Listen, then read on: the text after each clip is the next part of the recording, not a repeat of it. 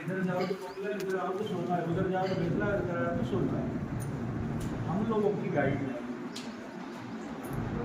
सोनवाई की सब दोनों बेतला और मोगलाई से ज़्यादा है। और अभी क्या हो रहा है कि सोनवाई की ज़मीन की गाइडलाइन 88 लाख थी तो 1.5 करोड़ कर दी, और उधर 60-65 लाख रुपए थी तो उन्होंने 3 करोड़ कर दी बेसलाई की। इधर इसकी कर दी मोगलाई की 3 करोड़ हो गया। जबकि हर एंगल में सोनवाई इनसे यूँ बोले कि हर आबाद में आगे है। शहर से चाहे विकास की बात हो, आयम की नजदीकी हो, और शहर से नजदीक की बात हो, या फिर एयरपोर्ट से नजदीक हो। सोनवाई और फैसला हाँ इनकी गाइडलाइन समान होना चाहिए या सोनवाई से थोड़ी ऊपर होना चाहिए। हाँ जी यही है ना। चलो ठीक है, बरोबर तो होगा। अभी उसकी तो हम तो ये सोच रहे हैं, मैं ये सोच रहा हूँ देखो, अब आपत्ति ये तो कॉमन चीज़ है कि मैं पहले आया और हमें आपने लाइन में लगाने के लिए बोला तो मेरी तो लाइन पहले, मैं तो खड़ा पहले ही होगा ना। मेरे से जो लोग बाद में आएंगे तो बाद में खड़े होंगे। जब ग्राम सोनवाई की गाइडलाइंस इन दोनों ग्राम पंचायत इन क्षेत्रों से ज़्यादा थी तो इसको नीचे क्यों करी गई? इसमें सीधा सीधा आप लोगों का मानसा यह है कि सोनवाई में अधिक जमीन अधिग्रहण करना और आज ही तुम्हारा मुआवजा ज़्यादा, सीधी बात है ना। आपने विचार लाए थे तो है सामने, पर इसमें बेसलाई में आप जमीन कम ले रहे हैं, बची शेष जमीन आप उद्योगपति आएंगे वहाँ, इन्वेस्टमेंट आएंगे वहाँ, कॉलोनी आएंगे वहाँ, तो आपको रेवेन्यू ज़्यादा मिलेगा क्योंकि कल करवाएंगे तो रेवेन्यू आपको ज़्यादा मिलेगा। या तो हम लोग सारी ज़मीन ले ही लोगे तो यहाँ दूसरा कोई आना ही नहीं, और वास्तव में पहले यहाँ ज़मीन है ही जो थी वो भी आप ले रहे हैं, तो हमारे को तो गाइडलाइन का लाभ मिलना ही नहीं।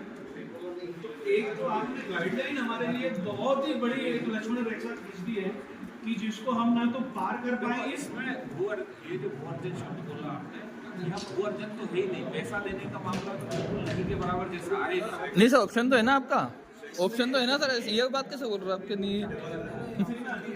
ये गाइडलाइन का लोग ना दे रहे हैं ना, गाइडलाइन से दो ना मुआवजा ले लो, क्यों नहीं? जो इशू था उसमें आपने सोनवाई के लिए तो ऐसा स्थिति कर दी कि आपने सारे पत्थर बंद कर दिया हमारे रास्ते।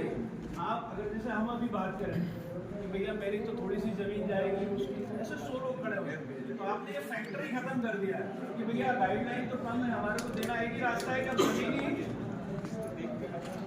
आप लोगों के हवाले सरेंडर करने का आपको दूसरा रास्ता नहीं है, हम भाग हो ही नहीं सकते आपसे।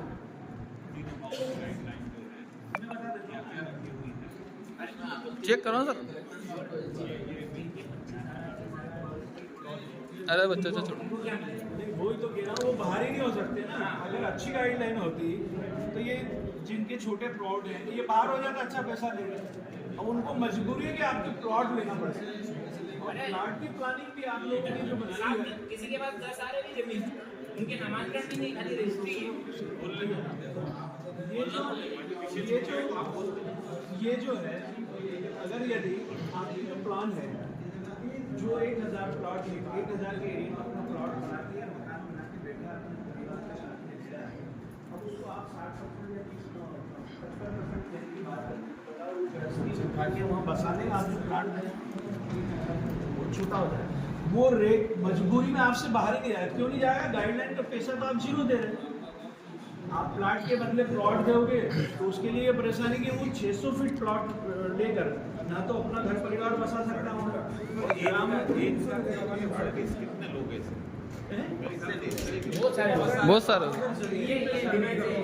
तो यहाँ सोनवाई में अरे रुको सर, रुको। 3000 लोगों की आबादी है आज, जो पुराने गांव की बात कर रहा हूँ, पाली वाली तो बहुत सारी, जो 3000 की आबादी है, आज सर्वे करवाओगे तो 3000।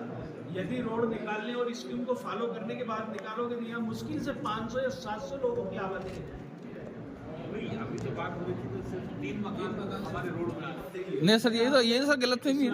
मैं ये बोल रहा हूँ आपसे, लोग एक तो हम लोग आप लोग जैसे आज पहली बार आए, अभी यहाँ मेरा कोई भी किसान उठ के बताएगा तो उसकी पूरी हमारे पुरखों की ABCD आपको बताएगा। NPRDC में ये हो रहा है कि हमने 4 से 5 आपत्तियां लगाई, 3 से 4 अधिकारी को सुनाई।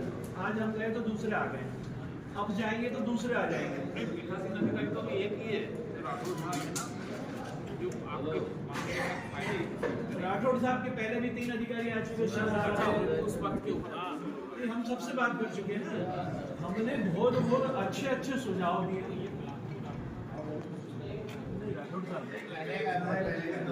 राठौड़ साहब से पहले सिन्हा साहब से